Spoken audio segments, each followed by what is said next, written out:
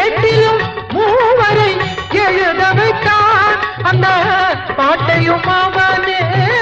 பாட வைத்தான் ஏட்டிலும் மூவரை எழுத வைத்தான் அந்த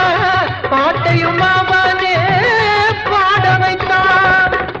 நாட்டையும் தமிழையும் வாழ வைத்தான் நாட்டையும் தமிழையும் வாழ வைத்தான் நமக்கென்று உள்ளதை வழங்கிவிட்டான் நமக்கென்று உள்ளதை வழங்கிவிட்டான் ஏடு தந்தான்